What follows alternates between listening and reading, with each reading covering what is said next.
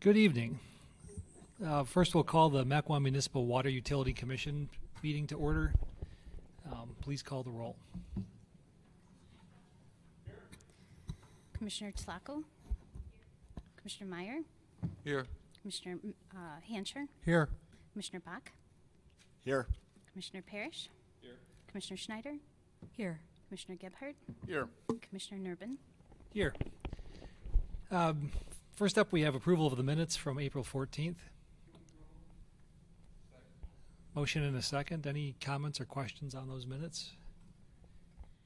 Hearing none, all those in favor, please say aye. Aye. Any opposed? The minutes are approved. Next is a discussion and possible action item, the Milwaukee Water Works Purchased Water Adjustment Clause. And Mr. Voigt from City Water will give us a quick overview. You might need to push. There we go. Now it's working. We're here because we're in a 90-day window. Whenever our supplier, Milwaukee Water Works, raises their rates, we have a 90-day window per our tariff that allows us to pass that increase along to our customers. It's just a direct pass-through. It's referred to as the Purchase Water Adjustment Clause. Milwaukee doesn't go in for rate increases that often. The last one that we had before us was in 2017. So if we don't act on the Purchased Water Adjustment Clause, then we can't use it in the future until they go through another full rate case. So we have this opportunity where Milwaukee is raising our rates.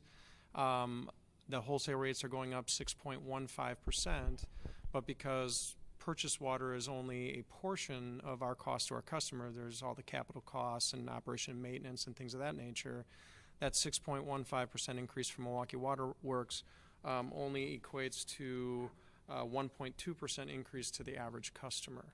So we felt that it would, be in our best interest to pass that cost increase from our supplier on to our customers.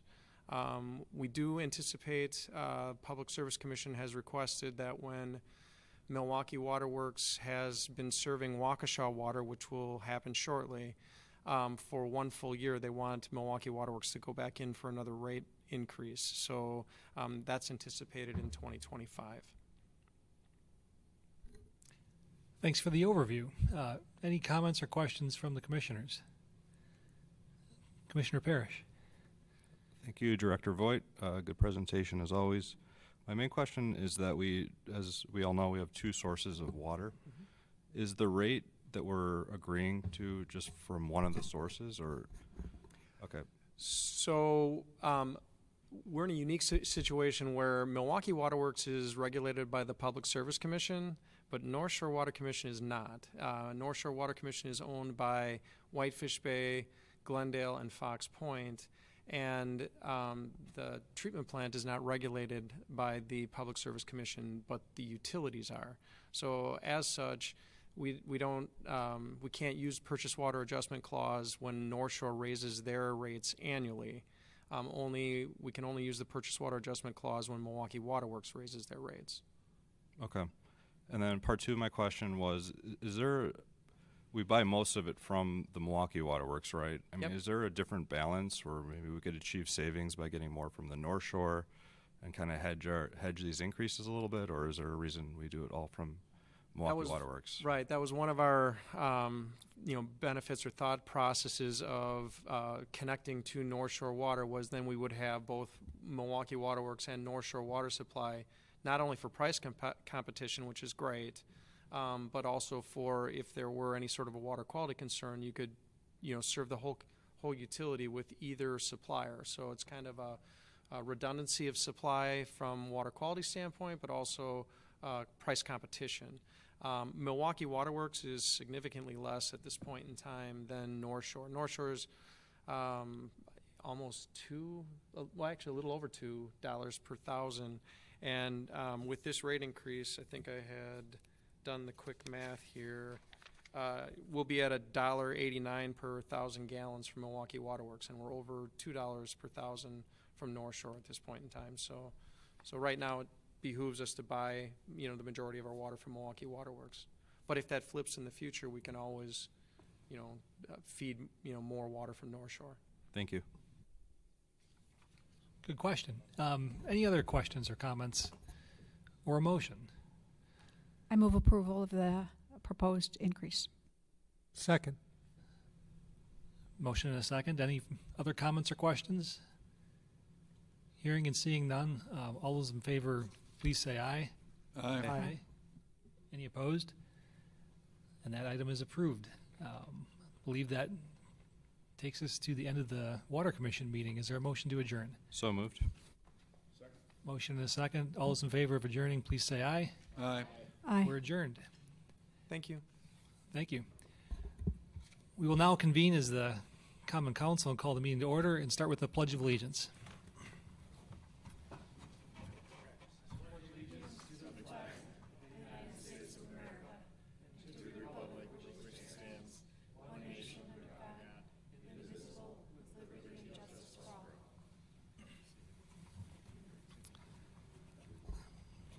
Please call the roll. Alderman Strelchuk. Alderman Talaco. Alderman Meyer. Here. Alderman Hancher. Here. Alderman Bach. Here. Alderman Parrish. Here. Alderman Schneider. Here. Alderman Gebhardt. Here. Mayor Nurbin. Here. First up, we have a public hearing. Ordinance 2023-1647, an ordinance amending Chapter 58 of the Mequon Municipal Code to rezone properties located at 14097, 14137, 14207 North Birchwood Lane from R1 5-acre rural to R1 5-acre rural with a agriculture overlay. This was recommended by the Planning Commission March 20th and the first reading last month on April 11th here at Common Council. Is there a motion to enter public hearing? Second. Motion and a second. All those in favor of entering public hearing, please say aye. Aye. Aye. We are now in public hearing. Is there anyone here this evening that wishes to speak on this item? Move to close public hearing. Second. Motion and a second to close public hearing. All in favor, please say aye. Aye. We are now back in regular session. And this item is before us for action.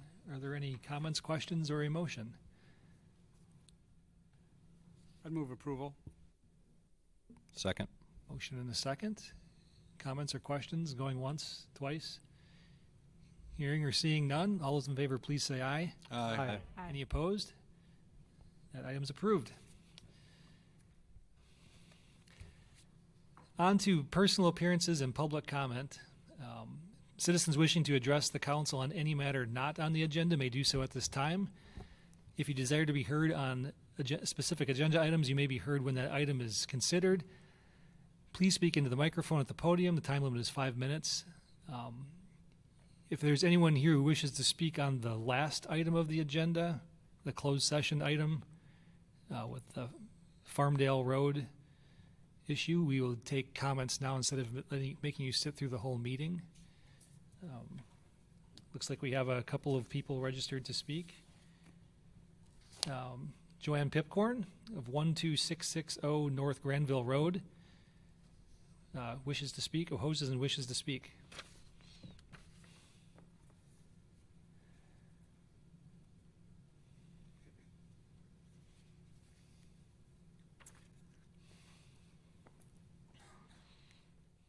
Good evening, all.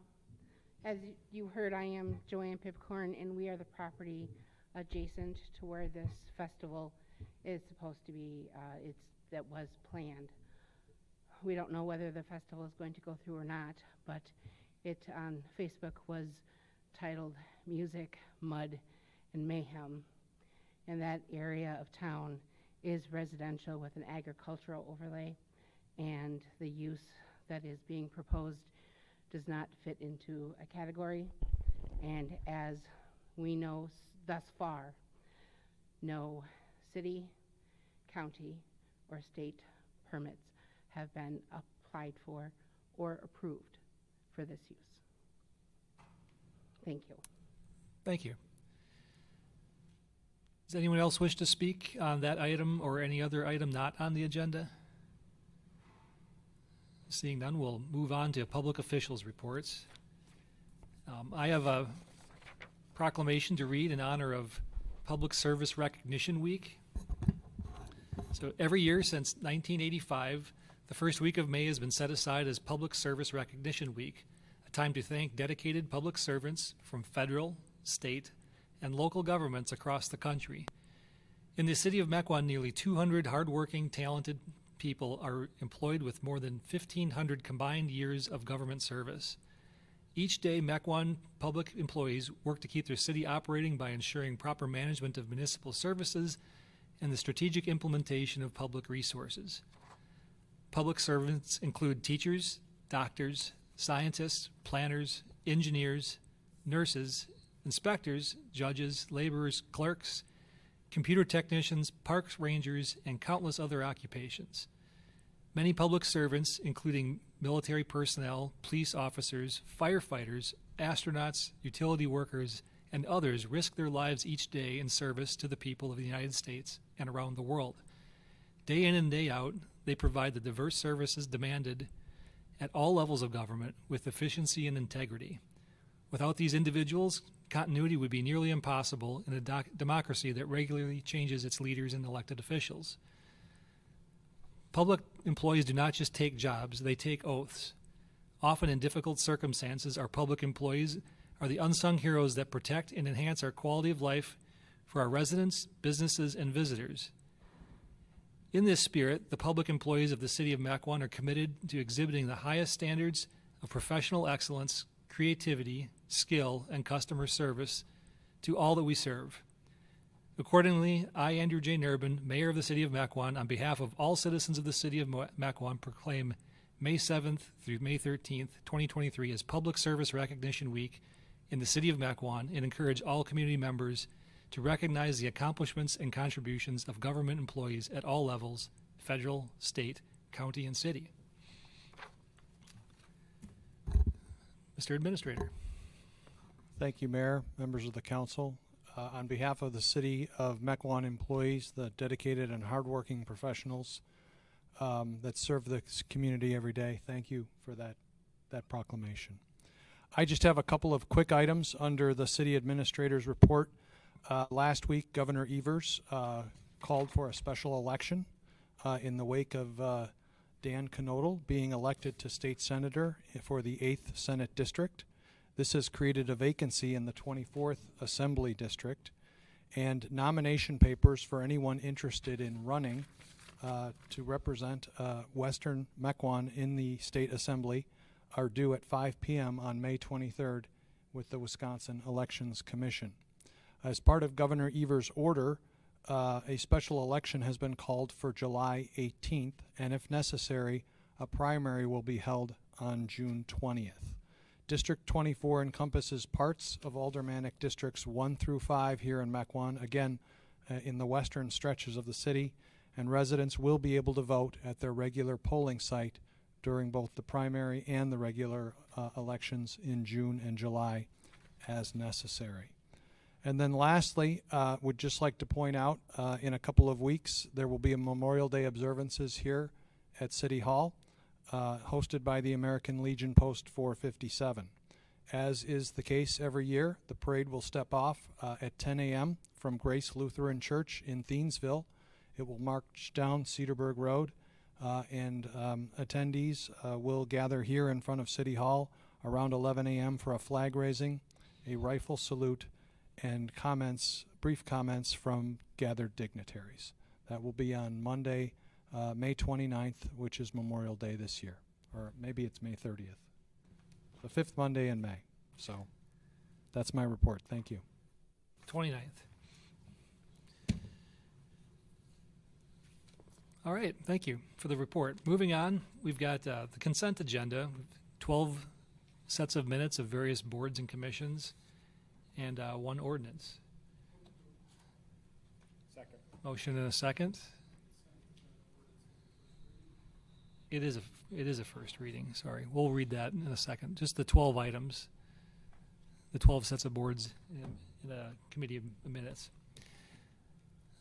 Motion and a second. All those in favor of approving the consent agenda, please say aye. Aye. Those items are approved, and the ordinance first reading is ordinance 2023-1650, an ordinance amending Chapter 2 of the Mequon Municipal Code, adjusting the per diem rates for employees' travel and training to $60 per day. This was recommended earlier this evening by Finance Personnel Committee with a couple of tweaks just on the language but not on the intent of the policy. And we'll approve that next month. Next up, we have one ordinance to consider, ordinance 2023-1648, an ordinance amending Chapter 10 of the Mequon Municipal Code related to residential swimming pool standards.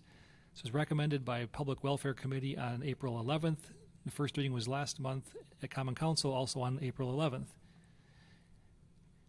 Move approval. Motion and a second. Alderman Parrish. Thank you.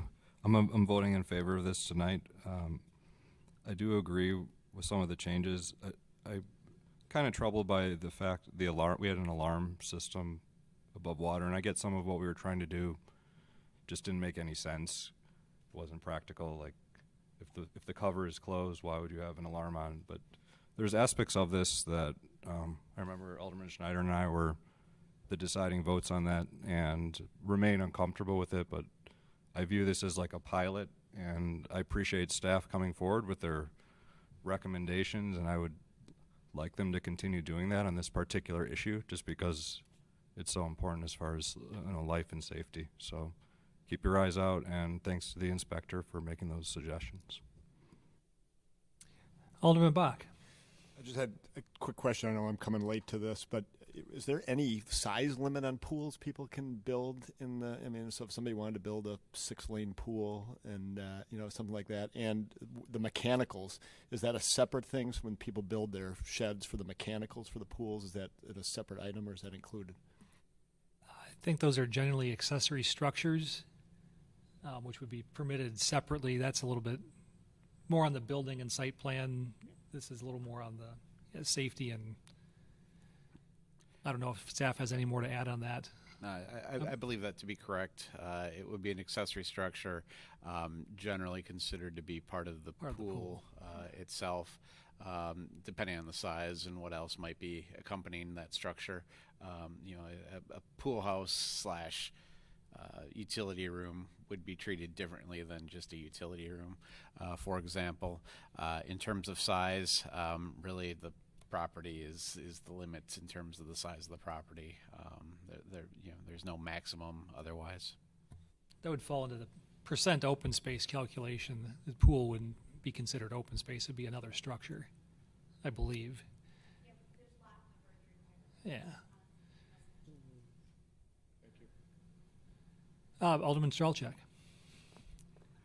I'm just going to highlight that I've been opposed to this since the beginning. I was a 10-year competitive swimmer, swimming 4 years at Homestead, lifeguard training instructor, and I've got a pretty extensive experience in this background.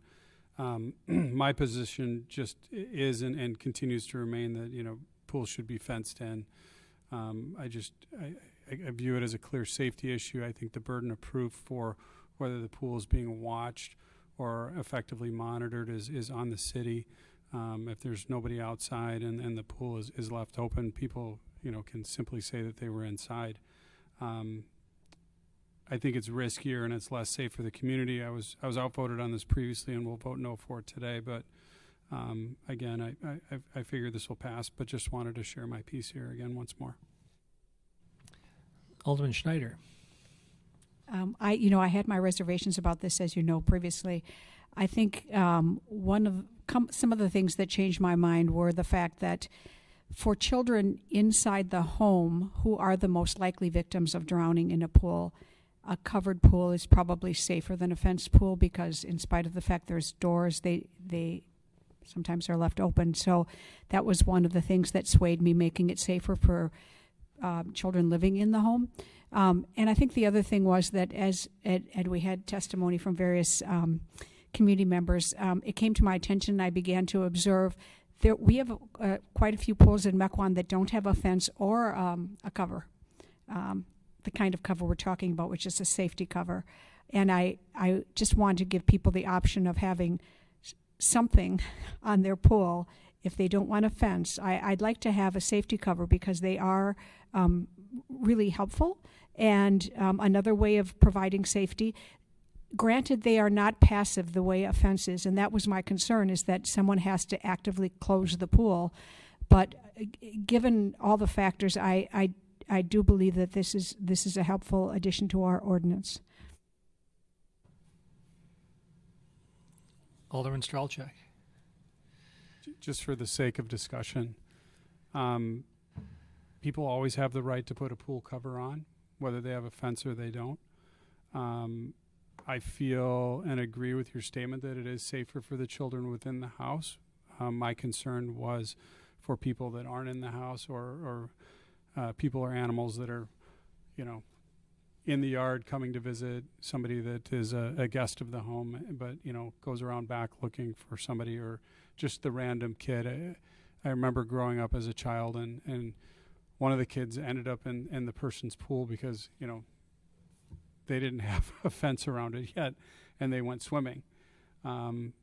Because they were invited to go over swimming, they just jumped in the pool before the people were ready.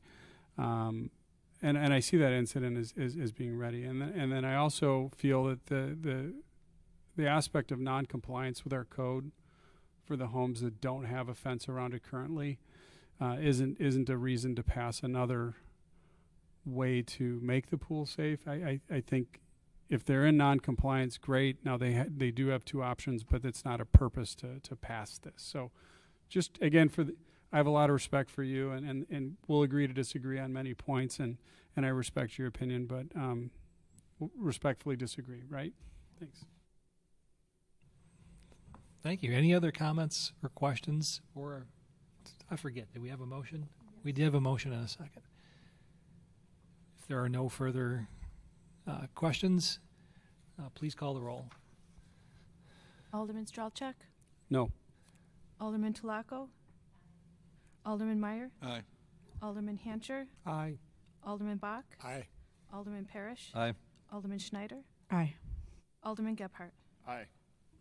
And that ordinance is approved. On to resolutions. Resolution 4047, resolution approving revisions to the city's Family Medical Leave Act policy. This was approved earlier this evening by the Finance and Personnel Committee. Are there any questions or perhaps a motion? I move resolution 4047. Motion and a second. Any comments or questions for staff? Hearing or seeing none, all those in favor, please say aye. Aye. Any opposed? And that resolution is adopted.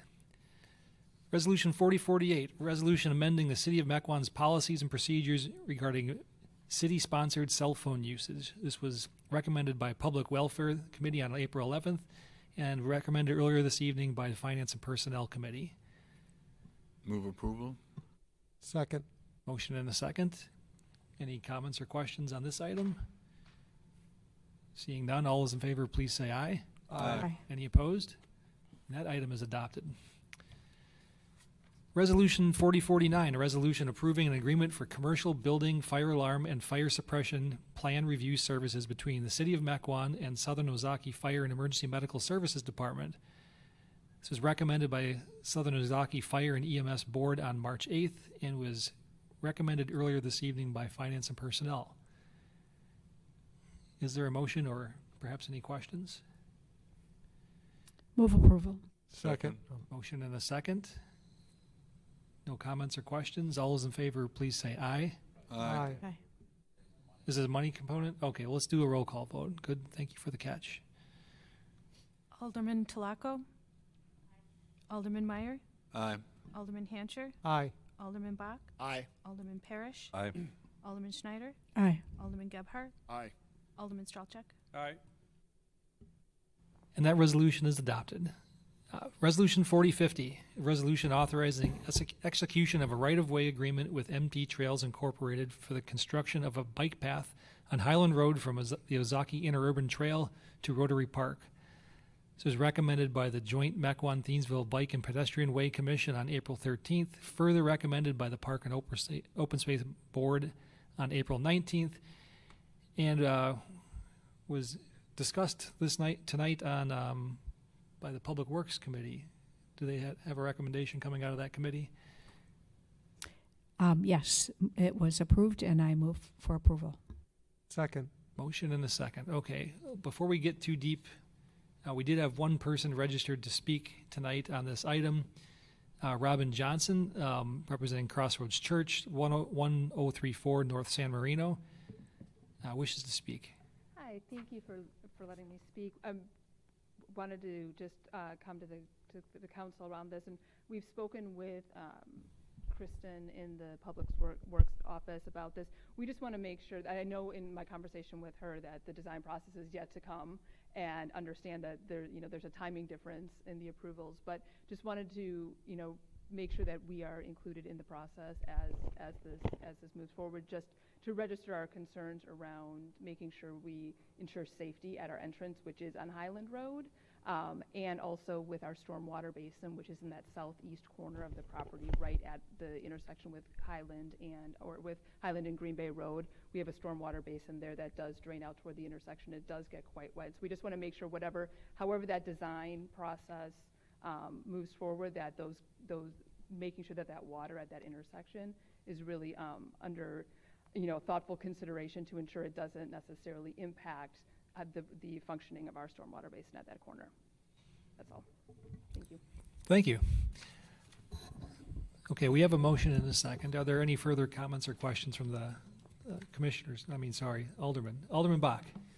Just a quick question. As an avid cyclist, I'm really excited about this project. I think it'll be a terrific connection point to the interurban trail. But there was something in there about establishing an endowment fund for upkeep. Was there a set amount that the goal is to have in that endowment fund for upkeep in the future, or is that depending on fundraising? I know there's still fundraising that's going on, but how much in that endowment is your goal?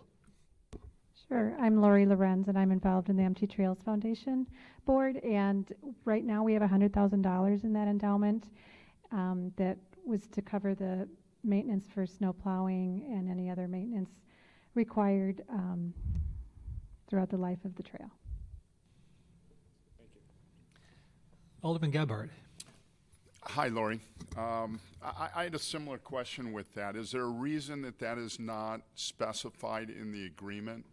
I know when we talked about it back in March at the Committee of the Whole meeting, that was a talking point. And is there a reason that hasn't been gone ahead and clearly defined within the agreement, or am I missing something? Other than the fact that it said that we were going to cover the maintenance, we did not say a specific dollar amount, and that had not been discussed when we were coming up with the agreement with Kristen.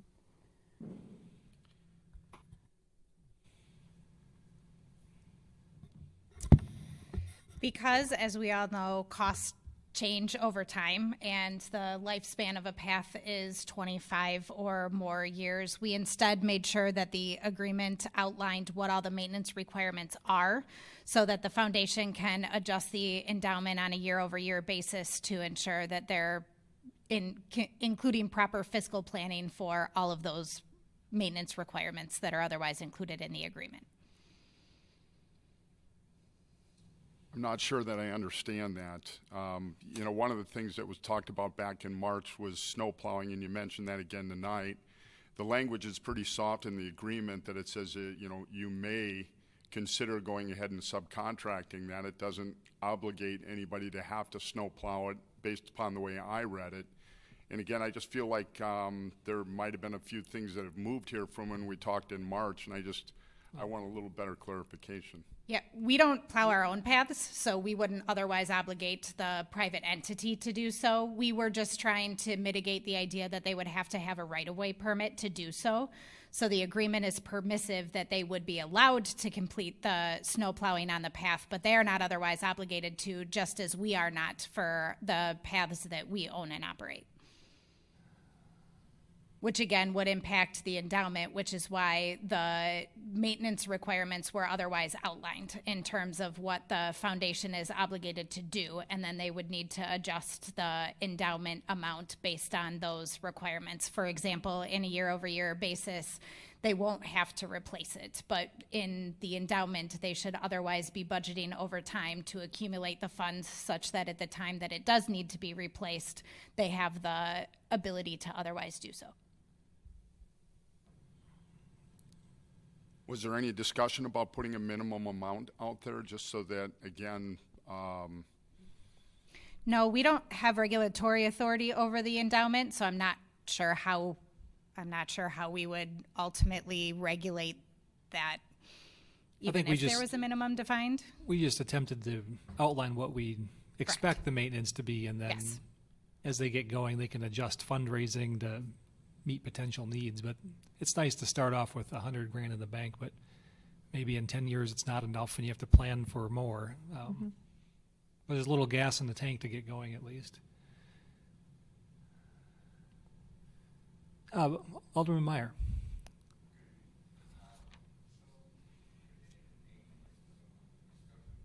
Pertaining to naming rights, I don't know what the discussion was at Public Works over that, and there are some limitations as per some of our codes in that.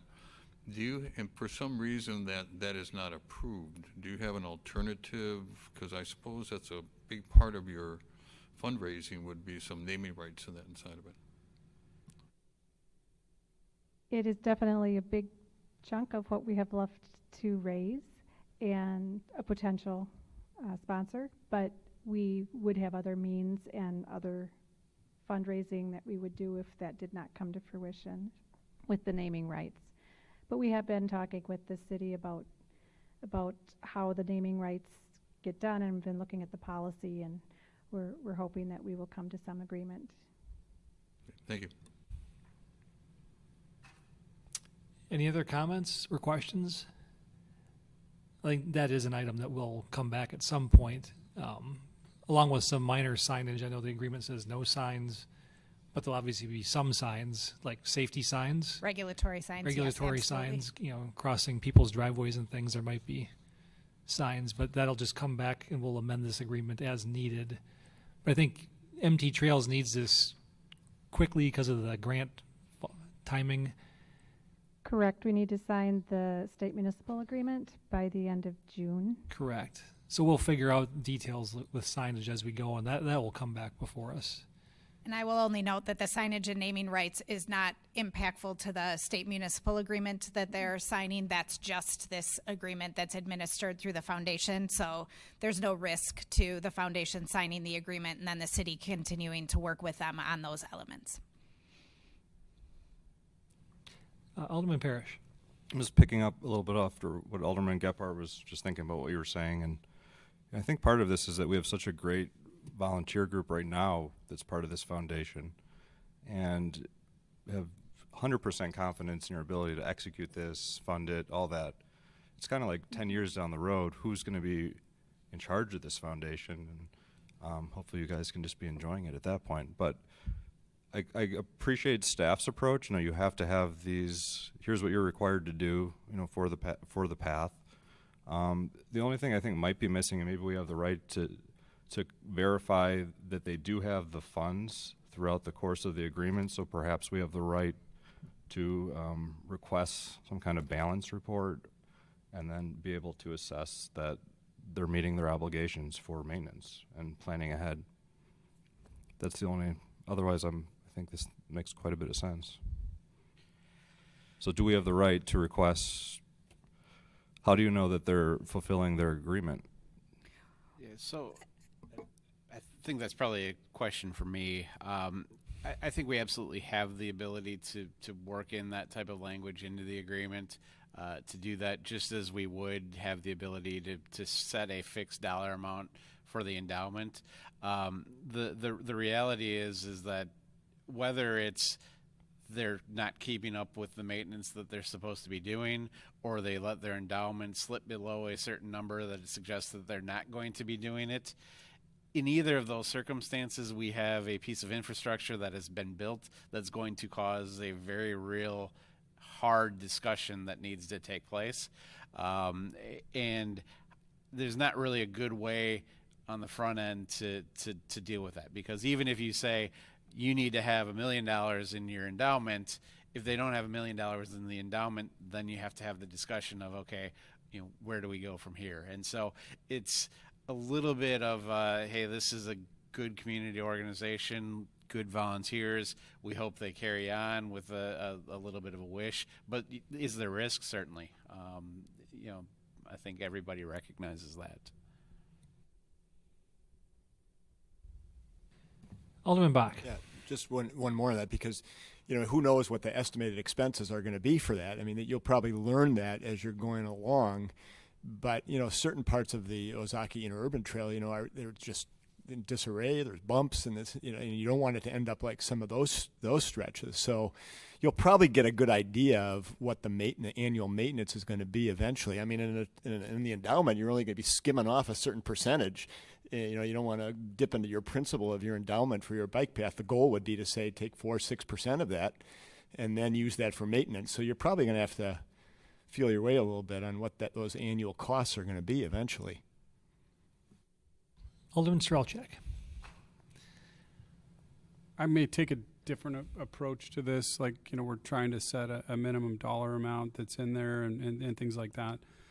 I guess my question is, what if it's not maintained, then what happens? Like, let's just, talk, here amongst the group. If it's not maintained, then what happens? Does the city take it over? And then I'm gonna take kind of a bold position on this one, as I sometimes do. I'm very supportive of a bike-friendly community, and if I've got somebody funding a bike path per city standards that's putting it in, I feel like we're really pretty lucky to have them maintain it for 10 years and not have that be on a city budget. I personally would rather see more of these, and I would be okay with the city funding some of these and maintaining them to have a bike-friendly community and a safe passage for kids to go from park to park and within the infrastructure of our city without getting run over by cars. So I'm grateful that you came forward with this. I'm highly supportive of this. If we, being respectful for the other aldermen in the group, if we feel that we need to, put some conditions for maintenance on here or set an endowment minimum of maybe 100,000, to start. If that number isn't changing, can we add that as a friendly amendment tonight, or like? I think the problem is it just becomes an arbitrary amount. It is. It's not based off of any sort of calculation on what it might actually cost to maintain or replace over time. That was my thought. When hopefully your fundraising campaign will be super successful and you'll overshoot the goal a little bit, and the endowment will grow a little bit at the end. So, Director Lundeen. We were very purposeful in the agreement to identify those items that are required for maintenance versus those that are allowed. Snow plowing, as an example, is one that is allowed but not required. At any time, we can otherwise review the foundation's performance as it relates to the requirements of the agreement and have a discussion about what, if any, action needs to be taken. The obligation was intended to otherwise mimic what the city otherwise does on a year-over-year process to provide opportunities for things like participating in the city's contracts on an annual basis for crack sealing, GSB 88, and or up through patching and reconstructing to otherwise leverage the projects that we otherwise have. And clearly, because it's in our right-of-way, we're going to see it. And if the foundation is not proactively doing so, we're at least going to reach out to have the discussions about the timeliness of it needing to be done. The agreement does contemplate up to and including removal of the path if it is not otherwise obtained, but I assume there would be a very large policy discussion before we would otherwise do so of whether or not the city would take over the maintenance responsibilities at this time. You may otherwise recall that when we started this discussion, there was the idea that the trail would be constructed and then dedicated to the city. And my concern was the lack of funding that we put towards our own facilities to do so. And so in this manner, having a foundation with $100,000 is more than what we are otherwise doing on a year-over-year basis for our own facilities. So we were trying to be sure that we held them at least to an equal standard of what we otherwise do, but not necessarily more so than what we're doing for our own paths. Thank you. Any other questions from the council? I'm not sure that we do we? I'd move We do have a approval. motion and a second, okay. If there are no further questions, well, let's call the roll on this one. Alderman Meyer, Aye. Alderman Hancher, Aye. Alderman Bach, Aye. Alderman Parrish, Aye. Alderman Schneider, Aye. Alderman Gebhardt, Aye. Alderman Stralchuk, Aye. Alderman Tulaco. And that resolution is approved. Congratulations, MT Trails. Next up, we have Resolution 4051, resolution authorizing staff to exceed $25,000 for the purchase of culverts from Western Culvert of Oconomowoc, Wisconsin, and Land and Stone Products of Sussex, Wisconsin, to complete projects as needed during the remainder of the fiscal year 2023. Recommendation forthcoming from Public Works. This was recommended unanimously, and I move approval. Second. Motion and a second. Any comments or questions? Alderman Gebhardt. My question, I don't know where to direct this, but my question is, the cap was put in there for a reason at some point, the not to exceed number of 25,000. Was there consideration of just increasing that cap versus completely going ahead and going away with the cap? It's not actually a cap, it's a basement. So we are obligated to approve on the Common Council level any payment to any entity that exceeds $25,000. So there's no upper level. This occurred, and Director Lundin can correct me if I'm incorrect here, that generally speaking, we distribute these contracts to various vendors. One of the vendors in particular wasn't available this year, so that we're paying more to 2 vendors instead of 3.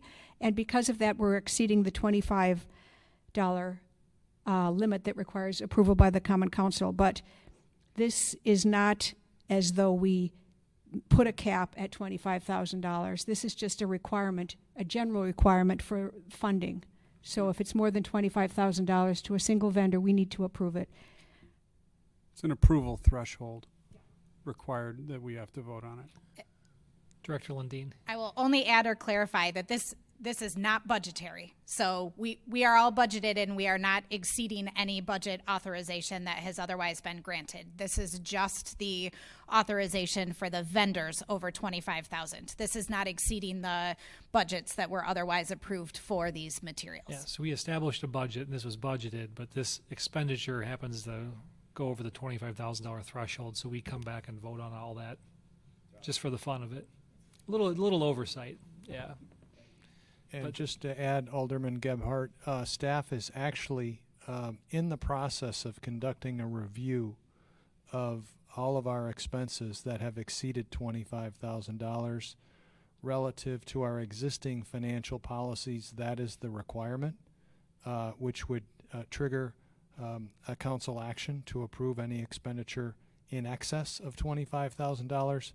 As we roll into budget development for 2024, we may in fact be bringing some recommended adjustments to the city's financial policies, specifically in regards to purchasing.